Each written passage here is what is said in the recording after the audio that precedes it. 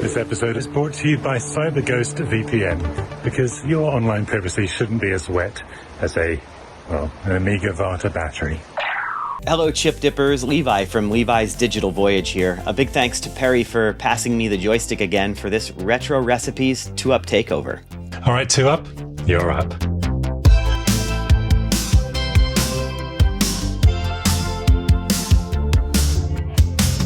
This is my original childhood Nintendo. I pulled it out of a box in my parents' basement in Rhode Island a couple years ago. I barely saved it from the donation pile. It's the actual console I grew up with. There's still the dummy panic button that I added to the front, and if you flip it around, it has my name carved in the back from when I was a kid.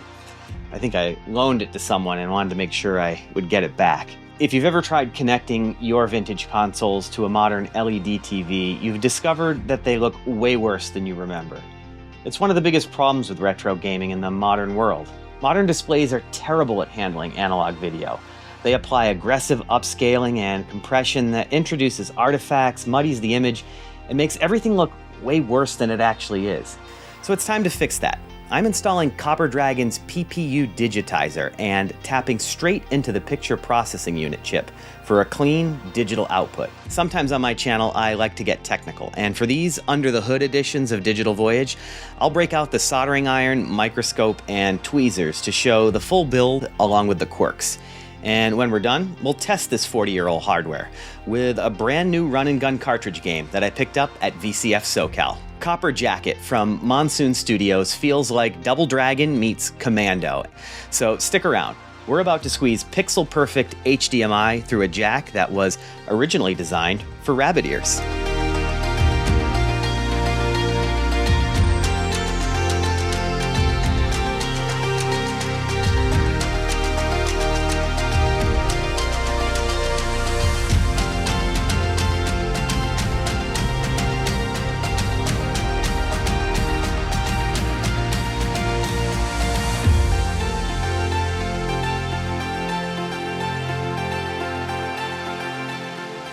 Let's talk about the mod itself. The PPU digitizer is pretty incredible. It taps into the NES's Picture Processing Unit, or PPU, the console's graphics chip. The PPU digitizer sort of spies on the digital data bus inside the console and rebuilds every pixel, then squirts those pixels out over a 2-wire signal called Lumicode. It's like plugging straight into the brain of the NES and bypassing the old-school composite and RF section altogether. Lumicode and the various digitizer boards that use it were developed by Copper Dragon, an Austrian modder who's created solutions like this for a bunch of vintage systems, including the original NES, the Commodore 64, the Atari 8-bits, Intellivision, and a bunch of others. The version I'm installing here today is designed to piggyback onto the NES mainboard with no chip removal or case cuts required. It reuses the original RF jack on the back of the NES, but instead of a fuzzy picture on channel 3, now it's pure digital. Now my NES is an original front loader, but this mod should work just the same on newer top loaders as well. To prep for this install, I watched a video from Adrian over at Adrian's Digital Basement. As always, he does a fantastic job of walking viewers through his thought process, logic, and troubleshooting. After a few near catastrophic slips soldering the mod and then removing it, Adrian decided to pull the PPU from the board entirely and sandwich the digitizer between a pair of chip sockets. Definitely also check out his video if you're thinking about doing this yourself. He pulls off an amazing save that's worth seeing firsthand. Even though the PPU digitizer doesn't affect the Nintendo's analog video output, I prefer to have the option to remove everything later if I wanted to, but you certainly don't have to do it this way. But if you are using this socket and sandwich method, the first step after disassembling the case is to remove the original PPU chip. It's the large 40-pin chip closest to the expansion port on the bottom of the board. Be careful removing it. You need that chip to stay intact. So if you damage that chip, you'll need to find a replacement. Having desoldered the wrong chip a few times in the past, I like to clearly mark the right one with a Sharpie. With 99% isopropyl alcohol, it should come off easily afterward. I'm no expert, and I would only dare attempt this removal with my Hakko desoldering gun and video microscope. without either of them, I probably would have just soldered the PPU digitizer directly onto the other side of the board, according to the instructions. Before desoldering chips, I like to reflow all the pins with fresh solder. It makes desoldering way easier and reduces the risk of tearing traces on the board. Under a scope, you can spot any stubborn bits of solder still hanging on. Once those cleared, the PPU pretty much pops itself off. The trick is to go slow and don't force it. Now I can install a socket in place of the PPU chip. In this case, I'm using round machine pin header sockets cut to size instead of the cheaper prefabricated wiper sockets. I'm always so nervous when I'm installing pin headers like this, especially when there are 40 pins that all need to line up. So I put the headers on a PPU chip first, then I soldered them to the board with the chip in place. This just ensures that everything stays lined up. Once it's all soldered, the PPU comes back out, the PPU digitizer slips in as the meat in the middle of the sandwich with the original PPU as the top slice of bread. Next, I soldered machine pin sockets into the new PPU digitizer board.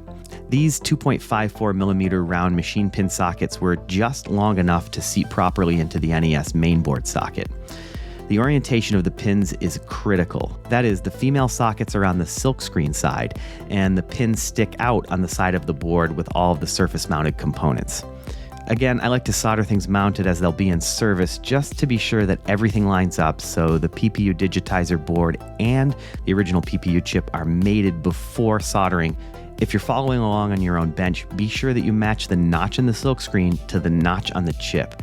I don't know what happens if the PPU or the digitizer is installed backward, but it probably isn't good.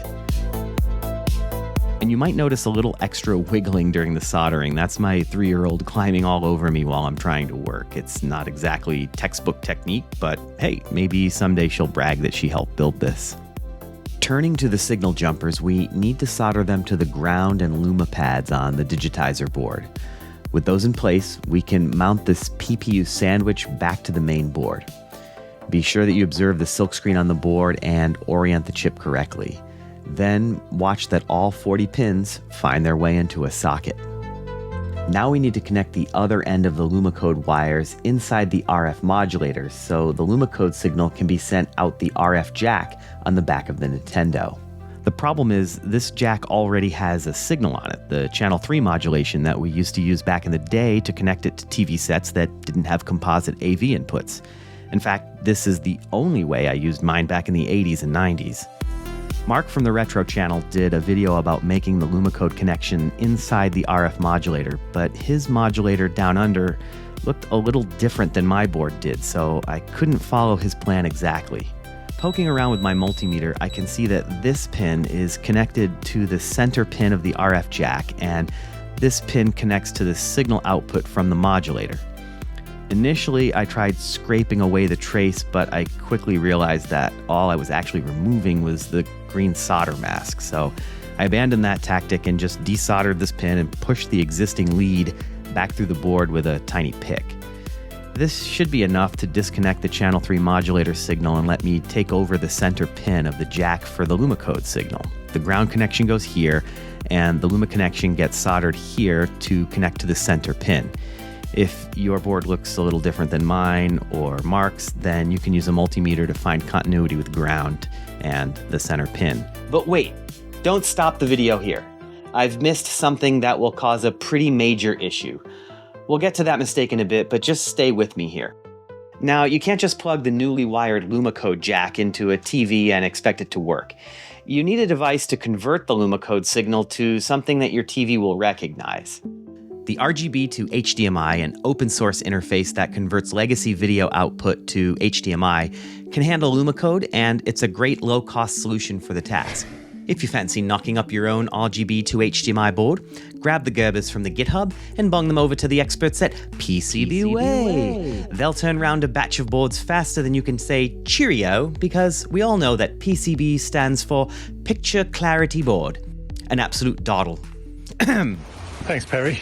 Ever feel like someone's watching you online? That's because they are. Thanks, Perry. Yes, your ISP, your school, employer, even your home Wi-Fi router, and the websites you visit track everything. Incognito mode, that's like putting on a disguise in Street Fighter. I mean, it's not going to fool anyone.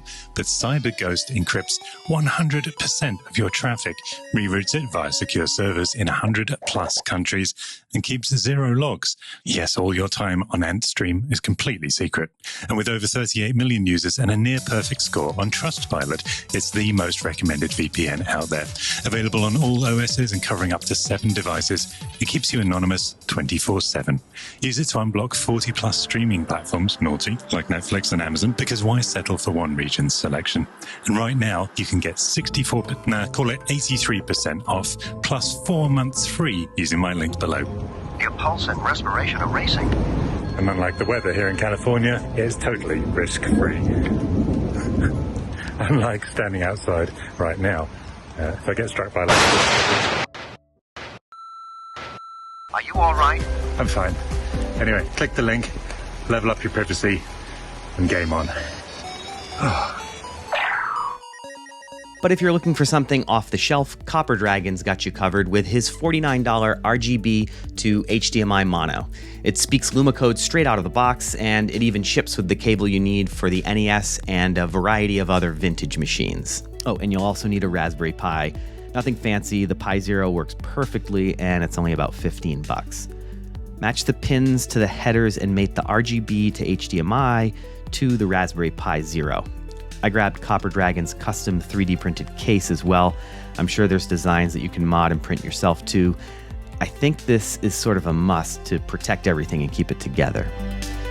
Next, we'll install the necessary software on the Pi. The firmware for this project runs on bare metal, meaning it boots only the necessary code from the micro SD card without needing a full-blown Linux OS, so it boots super fast. Just head over to the GitHub link in the description and download the latest release.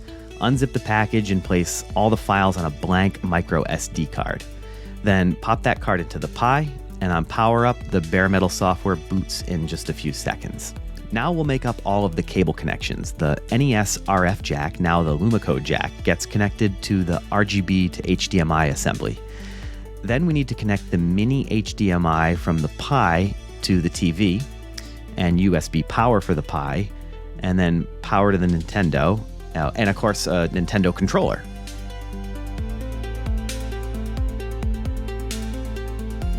At first it looks like it worked, but wait, no, that's not right. The colors don't look right, and there's some what look like analog distortion and some kind of pixelated horizontal static lines. Now, there are some settings that you need to be aware of, and the buttons on the top of the RGB to HDMI let you access a menu where you can make some changes. The RGB to HDMI supports a variety of vintage consoles and computers, so you need to make sure that you have it set to the profile for the one you're using. I was already using the NES profile, so that wasn't the issue here. Then I remembered my uncertainty about that unfamiliar RF modulator board. Taking a look in there again, I realized that there was probably an issue with having a capacitor between the center pin and ground. I think this little guy is there to help with 75 ohm matching for TV coax cable, but probably not needed for a baseband Lumicode signal, so I decided to disconnect it.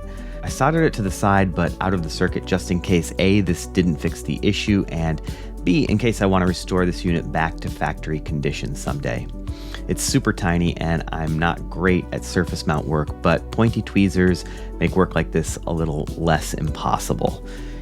Sure enough, that seemed to be the issue. With the capacitor out of the way, picture distortion was gone. The weird colors seem to appear sometimes though. I think that might be some kind of timing issue if the NES is reset too quickly. If you know, tell me in the comments. For now though, all looks pixel perfect. Now it's time to connect it up to the big screen and really see how it compares to the composite AV output we're used to seeing before. Now, keep in mind that we still need to get our sound from the red analog sound output on the side of the NES. The PPU digitizer only digitizes video, not audio, so if you want to hear game audio, you need an external speaker or an HDMI sound inserter to inject the audio into the HDMI signal path. I've heard that there are newer versions of the RGB to HDMI in the works that can also do sound injection, but I haven't gotten my hands on one of those boards to test yet. For this test, let's start with my favorite game so we can compare input lag and overall image quality. Okay, so here's the test setup at the table. I've got the Lumicode modded NES connected to an RGB to HDMI. The output of that device is then fed into this multi-HDMI splitter here, which allows me to send it up to the flat panel on the wall and then over to the capture card as well. So I'll switch between those sources. I thought it was important that we would see analog sources and digital sources simultaneously for this test, and we can also hear analog and digital audio. Let's fire it up with one of my favorite games and see how it plays. So it takes a couple seconds here for HDMI to show up, and I'm noticing here that that digital glitch is back. Let's turn off the Nintendo, press that switch that reset switch one more time on the RGB to HDMI, and then power all of the systems back up again, and it looks like it did. So clearly there's some kind of, I don't know if it's a timing issue or what it is, but it can be resolved with a power cycle, and it seems to only happen on power up. I haven't had it happen mid-game or anything, so I don't think it's like a fatal issue here, and maybe it could be resolved with a software update with RGB to HDMI. So we'll go into Super Mario Brothers, the original, and that looks really good on the big screen. I mean, it looks as good as HDMI is gonna look. Say what you want about that. I know a lot of folks, myself included, really appreciate what vintage games look like on vintage TVs. So the scan lines, the warmth of a CRT, you're not gonna get that with HDMI. But as far as pixel perfect image, no artifacts, very little delay, the Lumicode is really a killer app. So here's the game. I'm not seeing any real delay between analog and digital here. I hear a tiny echo in the sound, in the audio, and the music.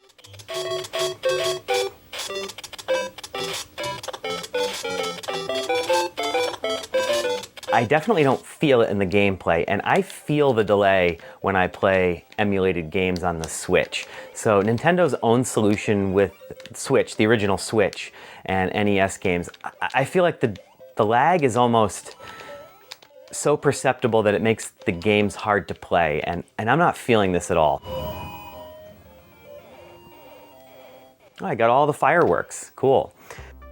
So it seems like the Lumicode signal is sort of a hybrid between analog and digital, because I noticed that if I disconnect the RGB to HDMI for just a second, so I've unplugged this cable from the RF output, now the Lumicode output on the back of the NES, and I'm gonna just plug composite video straight in to the Sony PVM. So I'm gonna take the Sony PVM's video input and I'm gonna connect that to the Lumicode output, so you can see what Lumicode looks like if you actually try to decode it without going through an RGB to HDMI. You'll see it kind of just looks weird. It's just like it's definitely, the image is there, but there's analog video there to be decoded, really good looking analog video. So the A to D, I think, is happening in the RGB to HDMI. Cool nonetheless. Next thing I want to show you is what it looks like if we plug composite video straight into your typical flat panel TV. This looks really terrible. Flip back.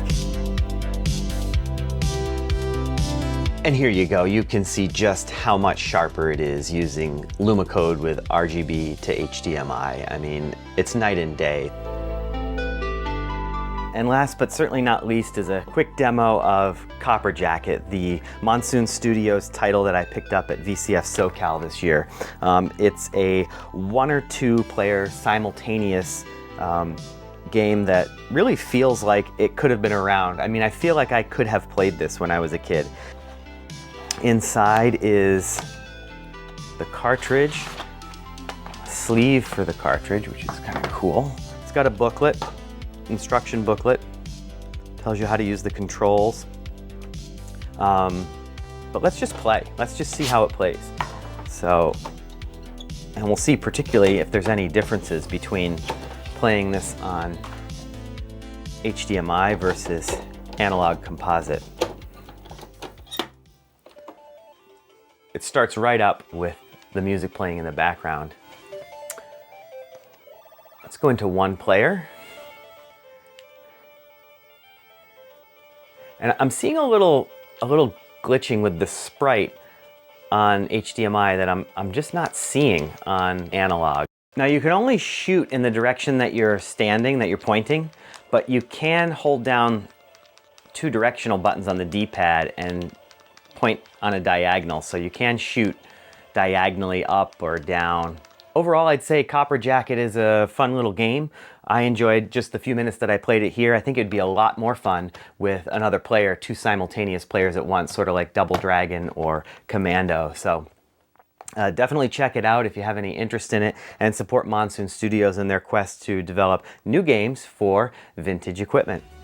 In this project, we brought my childhood NES back to life for the modern era, pulling clean, pixel-perfect signals straight from the Nintendo Picture Processing Unit by squeezing it out through the original RF jack. Along the way, we ran into a few hiccups, as you often do with mods like this, but in the end, it all came together pretty quickly, I think. I do still love playing my NES on classic CRTs, though.